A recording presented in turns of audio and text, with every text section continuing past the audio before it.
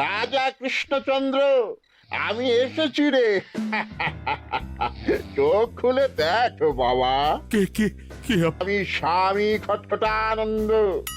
আমি জানতে পেরেছি তোর মনে সুখ নেই, তাই তো সেই সুদূর হিমালয় থেকে ছুটে এলাম। ও, আপনি কি করে জানলেন সাধু বাবা? ওরে পাগল ছেলের কথা শোনো। সন্তানের মনের কথা যদি জানতেই না পারি, তাহলে কিসের তপস্যা আর কিসের ধ্যান? কি জেনেছেন সাধু বাবা? 3 দিন ধরে মনে কোনো সুখ খুঁজে পাচ্ছি না, নানান রকম চিন্তায় জর্জরিত হয়ে রয়েছি। তার মধ্যে আজ 3 দিন হলো রানী বাপের বাড়ি গিয়ে রয়েছে। সুখ কি তোর একার? এই মায়ার সংসারে সুখ খুঁজে পাবি কি করে? তোর যে তপস্যার সময় হয়েছে বাবা। শোন, এই পাথরটা ধর। আমি যোগ বলে এই মন্ত্রপুত পাথর পেয়েছি। কাল পূর্ব দিকের নদীর পারে এই মন্ত্রপুত পাথর স্থাপন করবি। আমি চাই তুই নিজে এই পাথরের আরাধনা করিস। তাই ওইখানে এক কুটির বানিয়ে তুই একা থাকবি। একা? আর রানী? সংসারে দুঃখ ছাড়া আর কিছুই নেই। তোর আসলে সুখ লুকিয়ে আছে ওই মন্ত্রপুত পাথরে। এই পাথর তোর মনে সুখ ফিরিয়ে আনবে আর এই গোটা রাজ্যে শান্তি বজায় রাখবে। ঠিক আছে বাবা।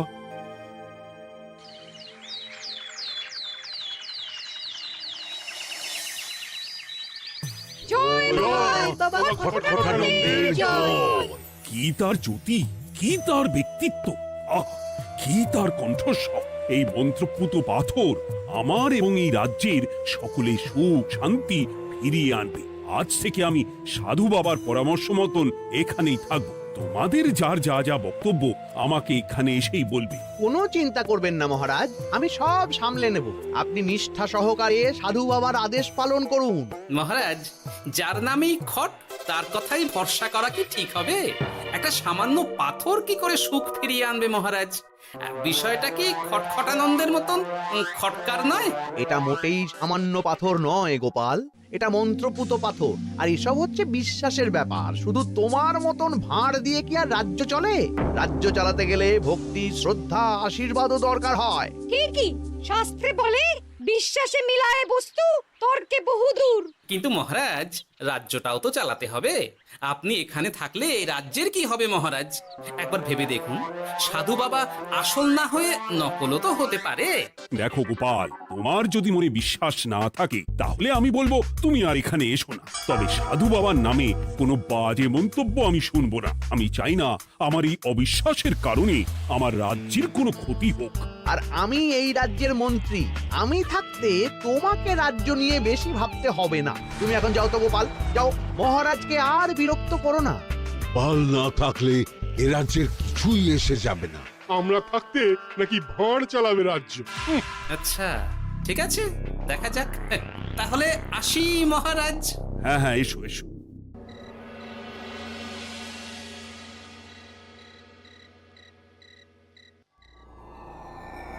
মহারাজ, রানী, তুমি ফিরে এসেছো? এ আমি কি শুনছি মহারাজ? আপনি নাকি প্রাসাদে ফিরবেন না ঠিক করেছেন? হ্যাঁ রানী, তুমি ঠিকই শুনেছ। আমি আর প্রাসাদে ফিরবো না। আমি এখানে থেকে ওই মন্ত্রপুত পাথরের আরাধনা করব। কে না কে এসে আপনাকে বলল আর আপনি প্রাসাদ ছেড়ে এই কুটিরে থাকবেন? আপনার শরীর খারাপ করবে মহারাজ, আপনি ফিরে চলুন। কে না কে নয় রানী, স্বামী খটখটানন্দ খুব বড় সাধু। উনি যোগ বলে আমার দুঃখের কথা জানতে পেরে সেই হিমালয় থেকে ছুটে এসেছেন আমাকে ওই পাথর দিতে। তুমি আমায় ফিরতে জোর করো না রানী। আর আপনার রাজ্য, আপনার প্রজারা, তাদের কি হবে মহারাজ? সে নিয়ে তুমি ভেবো না রানী, আমি এখানে বসেই মন্ত্রীকে দিয়ে সবটা সামলে নেব। তাহলে আমিও আপনার সাথে এখানে থাকবো। আপনাকে ছাড়া আমি প্রাসাদে ফিরবো না। তা হয় না রানী, সাধু বাবা আমাকে একা থাকতে বলেছেন। এসব ধ্যান যোগ আরাধনা একা করতে হয়। গোপাল সবটা জানে মহারাজ। আহ, আমার সামনেও নাম করবে না রানী।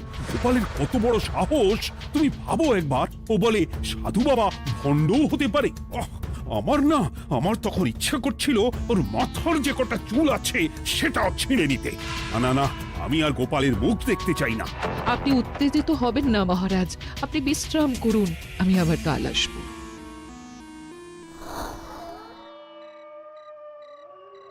রাতের হাটেও সবজির যা দাম বেড়েছে, এরপর শুধু এক বেলা খেয়ে থাকতে হবে।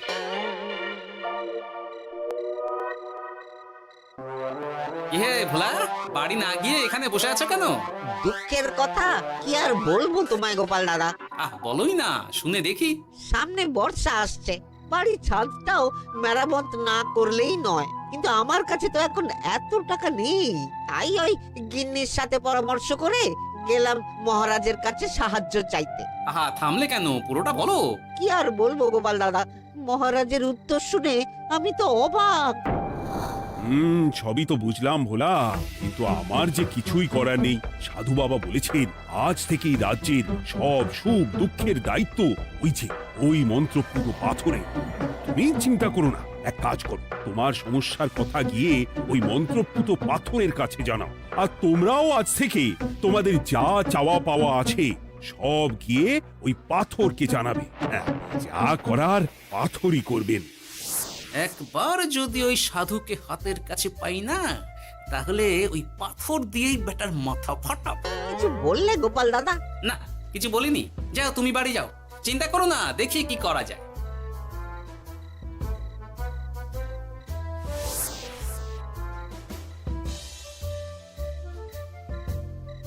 কি ব্যাপার, এত রাতে বটা ঘটা মন্ত্রীর বাড়িতে কি করছিল? কি বটা ঘটা, আজকে মন্ত্রী মশাইয়ের বাড়ি খাওয়া দাওয়া ছিল? খাওয়া ছাড়া কি অন্য কিছু আসে না তোমার মাথায়? চ চ চ, আমাদের অনেক কাজ আছে, চ। আরে এত তাড়া কিসের? বাবা, বটা ঘটার এত কি গুরুত্বপূর্ণ কাজ যে একেবারে ছুটে পালালো? না, ব্যাপারটা তো সুবিধের ঠেকছে না।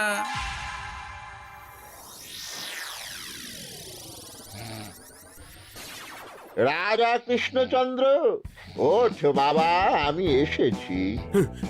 সাধু বাবা, আপনি এসেছেন? কেমন আছিস বাবা?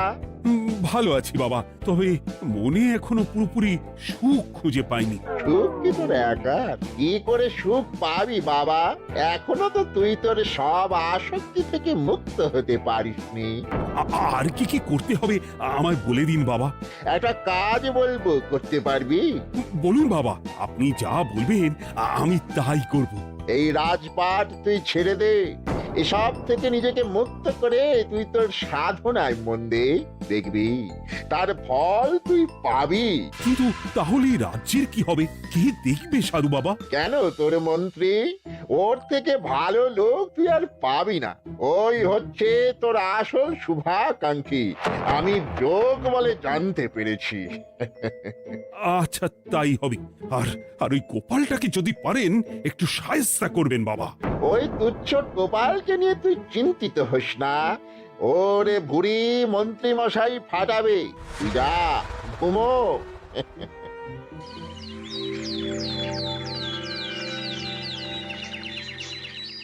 শোনো শোনো শোনো, আজ থেকে মহারাজ কৃষ্ণচন্দ্রের আদেশে এই রাজ্যের ভার এই রাজ্যের মন্ত্রীর। আর মহারাজ নিজে তার কুটিরে নিরিবিলিতে থাকতে চাইছেন। উনি চান না কেউ ওনাকে বিরক্ত করুক। তাই আজ থেকে যার যা সমস্যা সবাই মন্ত্রী মশাইকে জানাবে। মন্ত্রী মশাই যাকে যা বলবেন তাকে তাই শুনতে হবে। শোনো শোনো শোনো।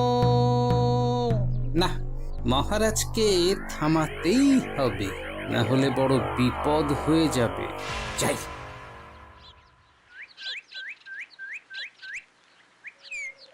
মহারাজ, এই ভুল আপনি করবেন না। মন্ত্রীর হাতে রাজ্যের ভার দিলে রাজ্যের সর্বনাশ হবে মহারাজ। দেখো গোপাল, আমি যেটা করেছি সেটা ঠিক বুঝেই করেছি। আমার সিদ্ধান্ত আর বদলাবে না। আর এই বিষয় নিয়ে আমি তোমার সাথে কথাই বলতে চাই না। মহারাজ, গ্রামবাসীরা আপনার এই সিদ্ধান্ত খুশি মনে মেনে নেয়নি। সবার কথা একবার ভেবে তারপর সিদ্ধান্ত নিন মহারাজ। একজন বাইরের লোকের কথায় কোনো সিদ্ধান্ত নেবেন না দয়া করে। গোপাল, তুমি যদি সাধু বাবার সিদ্ধান্তে প্রশ্ন তোলার চেষ্টা করো তাহলে আমি বাধ্য হব মন্ত্রীকে বলে এই রাজ্য থেকে তোমায় বিতাড়িত করতে। একজন সেই হিমালয় থেকে আমাদের উপকার করতে এলো আর তুমি তার বিরুদ্ধেই কথা বলছো। ছি ছি গোপাল, ছি। মজা, কি মজা! শুধু মুদ্রা, শুধু মোহর, যেদিকে তাকাবো শুধু সোনার মোহর আর সোনার মোহর। তুমি কি পাগল হয়ে গেলে? এখন হইনি গিন্নি, তবে এবার সত্যি সত্যি হয়ে যাব। এত সোনার মোহর একসাথে হাতে পেলে কেউ কি সুস্থ থাকতে পারে? আর বেশি দিন বাকি নেই যখন কৃষ্ণনগরের কোষাগারের মালিক হব আমি। আর মহারাজ, মহারাজকে ছেড়ে দেবে? চিন্তা নেই, মহারাজ কিছুই করতে পারবেন না। তিনি এখন সাধু বাবার আদেশে পাথরের আরাধনায় ব্যস্ত। আর প্রহরীরা, তারা কিছু বলবে না? প্রহরীরা তো এখন আমার গোলাম। মন্ত্রীমশাই, মন্ত্রীমশাই, আমরা এসেছি। ওই তো ওরা চলে এসেছে। ওরা কি করবে? ওরাই তো কোষাগার লুট করতে আমায় সাহায্য করবে। রাজ কোষাগার হবে শুধু আমার, আমার, আমার।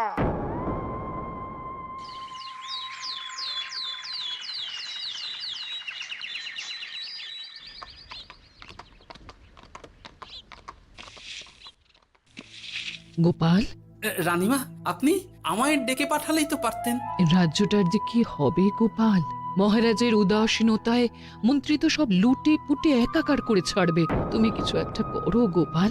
সে তো আমিও বুঝতে পারছি রানীমা, কিন্তু হাজার চেষ্টা করে ও মহারাজকে বোঝাতে পারছি না। মহারাজ সাধু বাবার পাল্লায় পড়ে আর কিছুই বুঝতে চাইছেন না। এই রাজ্য আর মহারাজকে একমাত্র রক্ষা করতে পারবে তুমি গোপাল। কিছু একটা করো।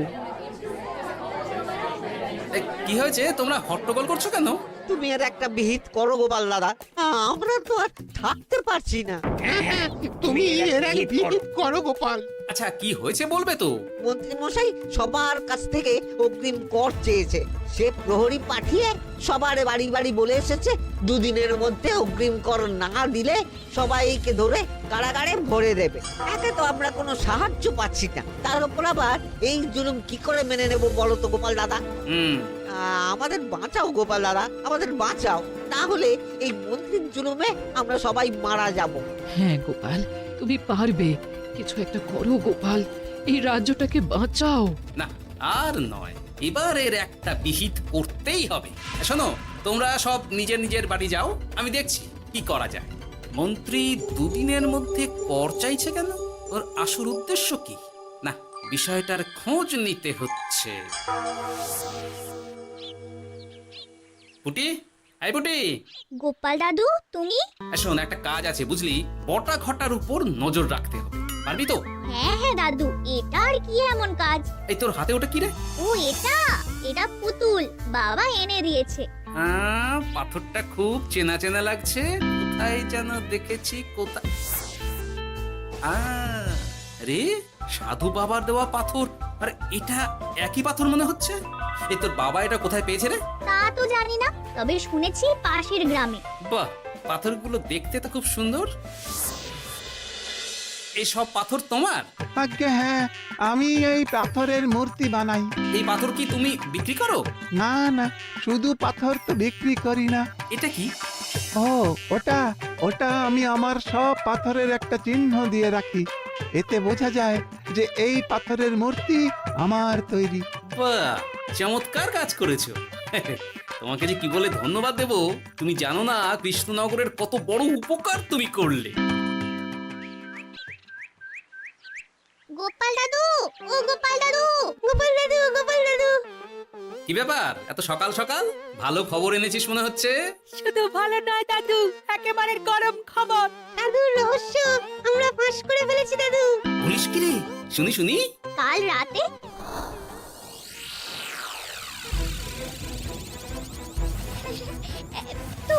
এত সোনা, এত মোহর আমি একসাথে কোনোদিন দেখিনি। ও, এইসব আমাদের? হ্যাঁ গিন্নি, হ্যাঁ, এই সব আমাদের, সব।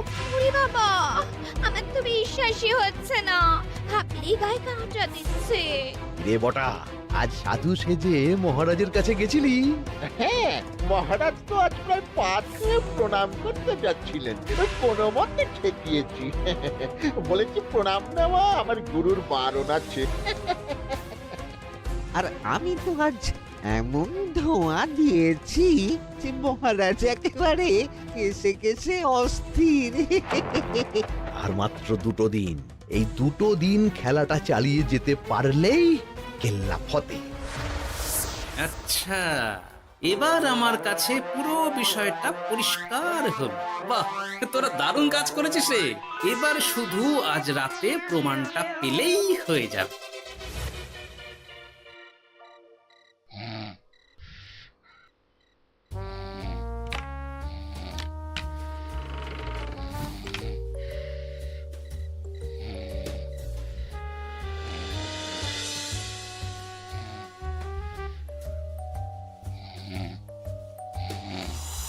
এই তো একে একে 2 মিলে যাচ্ছে।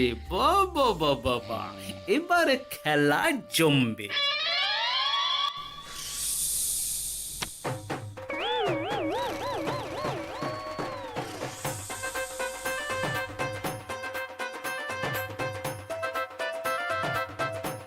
এই ঘটা রে, এই ঘরে এত ধোঁয়া এলো কি করে রে? সত্যি তো, এত ধোঁয়া এলো কি করে? ঘরে কি আগুন লাগলো নাকি রে? এই বটা, ওটা কি রে? হ্যাঁ, এ তো ভূত। আমরা তো কিছু করিনি। আমরা কিছু করিনি, বিশ্বাস করো ভূত দাদা, আমরা কিছুই করিনি। তোরা আমাদের পূর্বপুরুষের প্রস্তর খণ্ড নিয়ে এসেছিস। তোদের এত বড় সাহস! আজ আমরা তোদের ঘাড় মটকাবো। আমরা কোনো খণ্ডমণ্ড নিইনি ভূত দাদা। এই কথা, তুই কি ওনাদের কোনো খণ্ড এনেছিস? না না না না না, আমি তো অমন কিছু আনিনি। আমার মনে হয় ওই আপনাদের কোথাও একটা ভুল হচ্ছে। মহারাজকে ওই পাথর তোরা কোথা থেকে এনে দিয়েছিস? ওটাই আমাদের প্রস্তর খণ্ড, আমাদের 5 পুরুষের সম্পত্তি। ওটা তো আমরা পাশের গ্রামে এক মূর্তি কারিগরের থেকে চুরি করে এনেছি। আপনারা যান না, যান, ওই কারিগরের কাছে ওরকম অনেক পাথর আছে। আমাদের ওটাই চাই। ও বাবা, উনি আবার কে?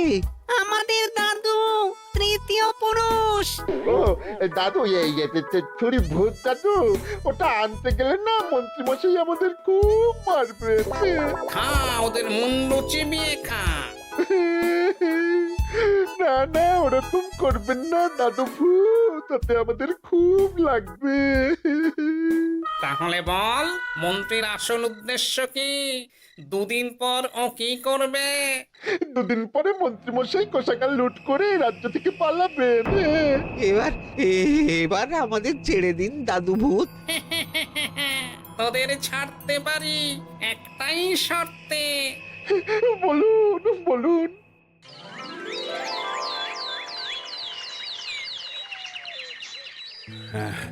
রাজ্যের পরিস্থিতি কি? প্রজারা সবাই ভালো আছে তো? হ্যাঁ মহারাজ, সেসব নিয়ে আপনি একদম চিন্তা করবেন না। বাবা, আপনি এসেছেন? আরে কৃষ্ণচন্দ্র, একটা কথা তোকে না বলে আর থাকতে পারলাম না। আবার কে রে? বলুন বাবা। এই মন্ত্রীকে এই রাজ্যের দায়িত্ব দিতে বলে আমি বড় ভুল করেছিলাম। আসলে এই মন্ত্রী হচ্ছে চোর, ও তোর কোষাগার ফাঁকা করে পালাবার মতলব করেছে। কি বলছেন বাবা? মন্ত্রী, উনি যা বলছেন সব সত্যি? না না মহারাজ, এই বটা কি হচ্ছে কি? বটা? তুমি সাধু বাবাকে বটা বলে ডাকছো কেন? আমি বলি কি বাবা, এই মন্ত্রীকে তুই শুলে দে। বটা, তুই থামবি? আমার খেয়ে আমায় ছুরি মারা? ওর কথা আপনি বিশ্বাস করবেন না মহারাজ, ও সাধু নয়, ও ভণ্ড। মানেটা কি?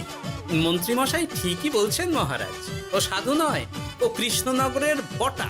এসব আপনার আদরের মন্ত্রীর কাজ মহারাজ। মন্ত্রী আপনার রাজ্য লুট করার মতলব করেছে, তাই বটাকে সাধু সাজিয়ে আপনার মন জয় করে প্রথমে আপনাকে প্রাসাদ থেকে তাড়িয়েছে, তারপর রাজ্যপাট নিজের হাতে নিয়ে কোষাগার হাতিয়েছে। আর এই পাথর কিসের গোপাল? পাথর? পাথর এই কারিগরের মহারাজ। উনি পাশের গ্রামে এই পাথর দিয়ে মূর্তি গড়েন। মন্ত্রী বটাকে দিয়ে এই পাথর চুরি করিয়েছে।